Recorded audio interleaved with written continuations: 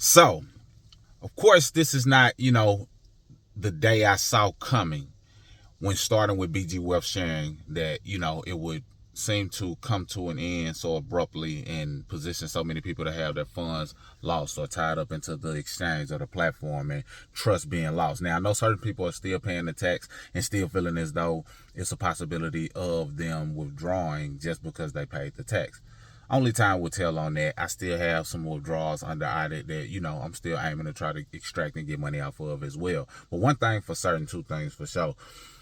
BG Wealth sharing is no longer what it would or could be, even if it did revive or become, a platform that people started using again. So that being said, it's a wrap from that angle because the trust is gone, the belief is gone, and the thought process of what was going on in order to help people make money and grow their wealth and hit their goals, which many people were planning on doing using BG, no longer exists. So you should just consider it a done deal. Now, you don't want to stay in that place. You want to come up with solutions and resolutions, which is why I said I want to focus on skill sets and assets. I respect the game of trading and understand the power of compounding daily earnings, even if it is 1% a day, 1.2% a day, 1.8% a day, 2.4% a day.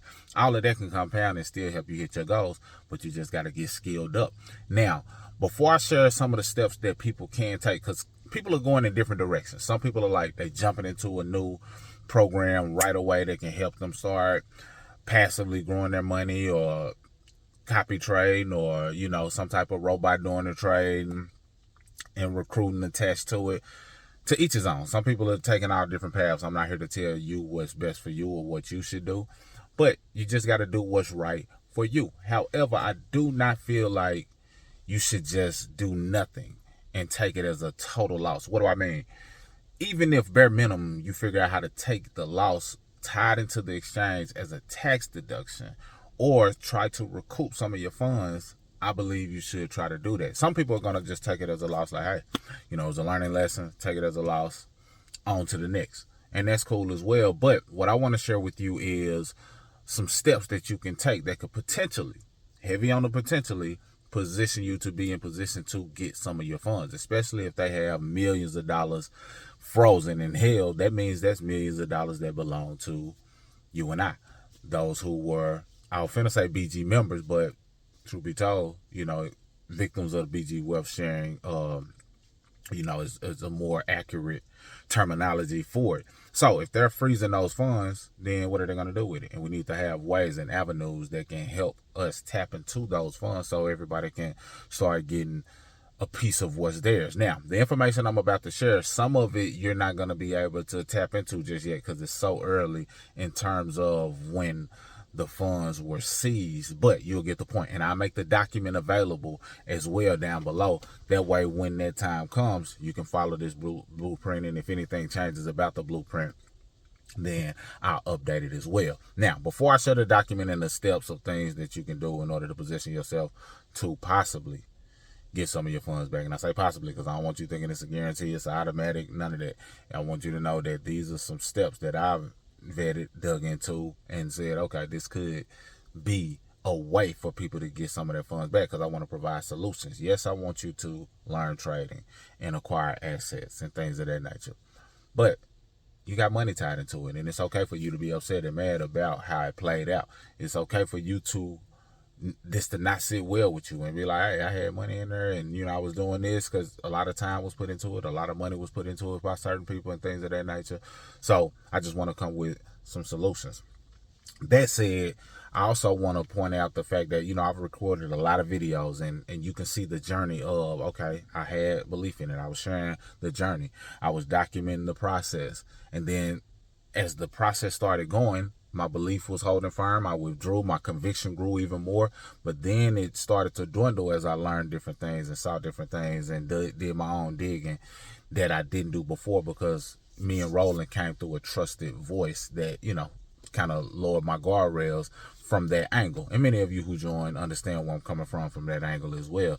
And for those of you who enrolled through me, my sincere apologies for not, really understanding the ins and outs of the back end of it, because I saw this as something that could be very potentially helpful for so many people. This is what I want to point out. I'm not a throw rocks, hide your hands type of person. So many people are like, erase your video, remove your video, delete your channel.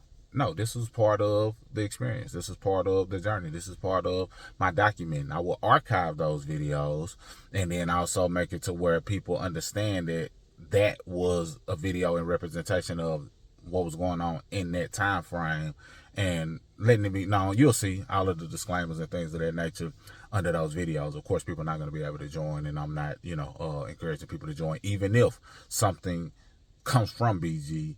I'm not pushing it from that angle for people to join, and all of my videos will reflect that and won't have a link or anything that you can tap into. So that being said, I just didn't want to be that person that tries to hide the evidence, because you'll see that. You'll see people was a part of something, they were sharing something, and then all of a sudden they're hiding the evidence, sweeping stuff under the rug, throwing rocks and hiding their hands. No, I've been documenting the journey. I've been being authentic, coming to you, sharing my personal experience, and through that I shifted from conviction.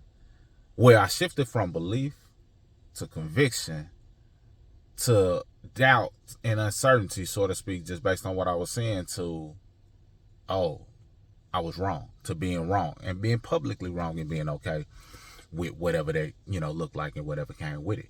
And, of course, all of the experts was like, yeah, I knew, I told y'all, they celebrating and things of that nature, cool. But for those of you who are rocking along the journey, you was just wanting to have a trusted voice that you can listen to and tap into. And, hopefully I've given you some insight, some perspective, and served some purpose and gave you some level of value. And many people have said that to be true. That being said, I just wanted to point that out. You will see those videos. They're still up. They're archived. And I got some context underneath it.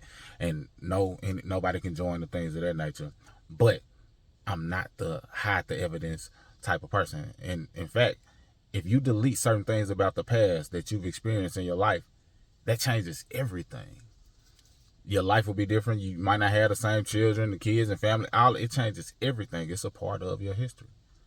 Everything is. It's a building block to your new direction. And BGW Wealth sharing is no different from me. So the videos previously recorded are representations of a previous time, thought process, thing that I felt was of benefit to me, benefit to others.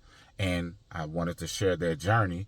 And now that has moved me into a journey of, okay, you got to just increase your skill set in this area of trading. You believe in trading, and you believe in the compounding interest and the math that comes along with it. You believe in the possibilities that come from developing a skill set that nobody can take from you, and being able to get money out of the market that doesn't require you to rely on people, so to speak. You always have a way that you can generate revenue, income, cash flow, net worth using a skill set, but also acquiring assets. So if you understand these things, now you take what experience came from this and you just shift gears into being more proactive and not just giving people the ability to feed you. Because if you give somebody the ability to feed you, you also give them that ability to starve you. So you just got to learn how to fish for yourself. And many of you are adopting that mentality and mindset as well. Some people are still looking for opportunities, cool. But at least adopt the mentality of having some level of control of you being able to dictate the money, the growth of your net worth, not it just relying on a platform or someone else. That's very important. So let's get into some of these steps. I just had to really preface this video and say those things because, I've been showing up regularly and really wanted to let you know the videos ain't going nowhere. They're archived. It's a journey, a path, it's a building block to every part of where this channel is going. But I also wanted to let it be known that there are some solutions that I want you to consider that could possibly help you get some of your money back. I say possibly, so you'll know what I mean when I follow along. And these are like .gov websites, so I'm not putting anything together that isn't something that you can vet and validate. So let's get into it, and I'll make the document available down below. That way you can access it and tap into it. Salute.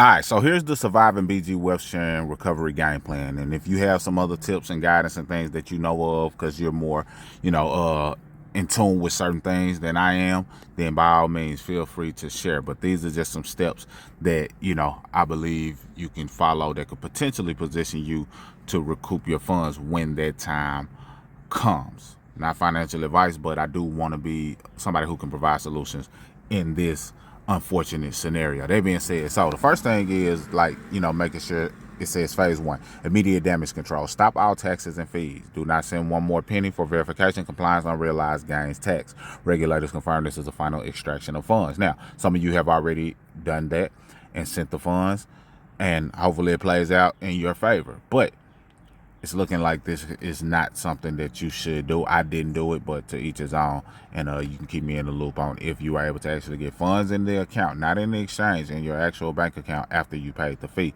But it's not recommended. That's an immediate step that you can take. Then you want to block and preserve. So do not delete your Telegram or Bun chats just yet, but just kind of keep data. Pay attention to what's going on, because it could be the determining factor of some records that you have. Phase 2, the receipts, audit, evidence gathering, basically. So transaction hashes. This is, where it says every time you send money, there was a transaction ID. You can find these in your Coinbase, your Kraken, and your Binance history. So that's going to require you to do some homework or contact the support, figure out how to find the transaction ID, because that plays a part. And then you want to know the wallet address. And now keep in mind, for me and many others, the wallet address that you initially deposited to changed to a different one that's showing up now inside of your DSJ Exchange if you were to hit deposit. So pay close attention to that. Make sure that what you put in is connected to the initial wallet address that you sent money to. Very important. That being said, you say the specific crypto address you sent funds to. Law enforcement uses these to trace the money to the cash out points, and then screenshots to capture your frozen dashboard balance and any messages promising reimbursement or verification. So you can just have this for your data in the event that it's of assistance. Now, phase 3. This part right here, I feel like it's kind of beyond this point, but it was in the lineup of steps, and many people don't know about this platform, so I wanted to share it. And that's just basically formal federal reporting. So they have what's known as the IC3, and it's like you'll see what it stands for. I forget what it stands for. I knew beforehand, but IC3.gov, you can, pretty much submit a complaint directly to them. I believe it's beyond this point because it's beyond the point of complaint. People have already done that, as well as things have already been done in terms of the reporting of BG, the funds being frozen, different things have been done. So I think it's beyond that point, but it's important to still include this step. It says that this is the single most important step. Include the name BGW Wealth sharing, DSJ Exchange in your report. Mention the Scam Center, Strike Force, and the April 23rd seizure of the domain.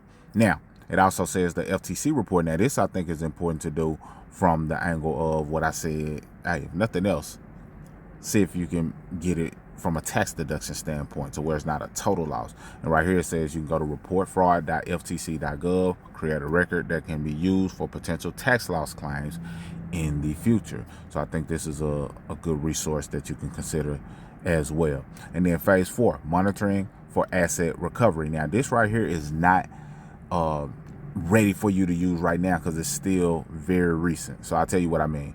So Forfeiture.gov, basically this is the official site where the U.S. government lists seized assets. If a notice of seizure appears for BG Wealth or DSJ, you can file a petition for remission or restoration to claim your share of the millions already restrained by the DOJ. So if they have already, seized a certain amount of money, then that money needs to go to the victims or the individuals who were part of BG, not anybody else, or not just stay in their hands, first and foremost. Because a lot of times when seizures happen and people have funds, they know a certain amount of people are going to claim those funds, but a great majority are not. Very important. And now, who takes those funds?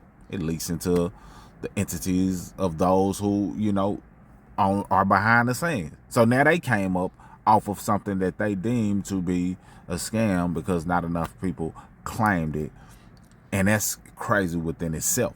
It's a cold game out here. That's why you can't knock a person for trying to do something legitimate or what they feel is legitimate to make a come up, because behind the scenes, it's a lot of things and entities that, we trust that are not doing good business and, coming up in ways that the average everyday individual couldn't at all. because a certain amount of millions, a lot of that money is going to go in the hands of those who had nothing to do with BG, and, you know, it's just a fact. But when this comes up to where you can actually search BG, because right now if you search, it's not going to show anything. I don't want this video to be too long, but I'll let you do that on your end. But if you search it right now, you're not going to see anything. If you search in BG Wealth Sharing, DSJ, you know, and things of that nature, it's not going to show up anything because it's rather recent. However, they have, I think, a 60-day window or something like that to make that available. And once it becomes available and now searchable, now you can move forward with the steps I'm talking about, and where you can file for the petition of remission or restoration.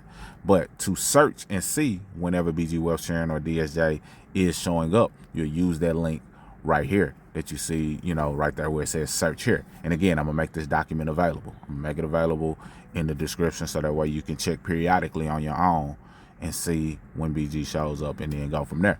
Then it shows the DOJ large case portal. Keep an eye on the Justice.gov OPA newsroom for updates on criminal case against the operators, because the operators that they said, you know, were from China that were doing what they were doing are the names that you see. I'm not even going to try to pronounce it, but the names that you see right there in parentheses. That's that. And then the last phase 5 is not really a phase, but just a warning. So it's the recovery scam warning. Beware of hackers. Anyone in your comments or DMs claiming they can hack the system or reverse the blockchain for a fee.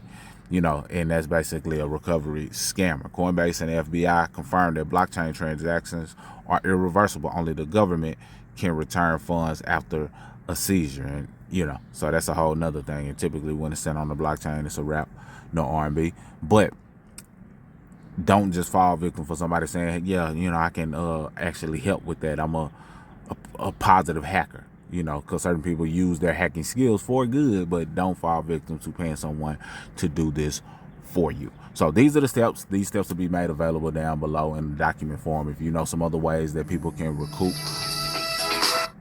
funny timing. If you know, you know. But if you know other ways that you can recoup your funds, or people can recoup their funds, or tap into ways to get back what they may have lost, then of course share that. But these are the things that I feel can be of benefit. And when the time comes, if it shows up on the Forfeiture.gov, I think that's going to be one of the best methods of recouping losses, because it'll be tied directly to money that's seized, your documents, your screenshots, and you just filing a petition to claim what's yours. That's all I got for this video. Mr. Smith signing out. Salute.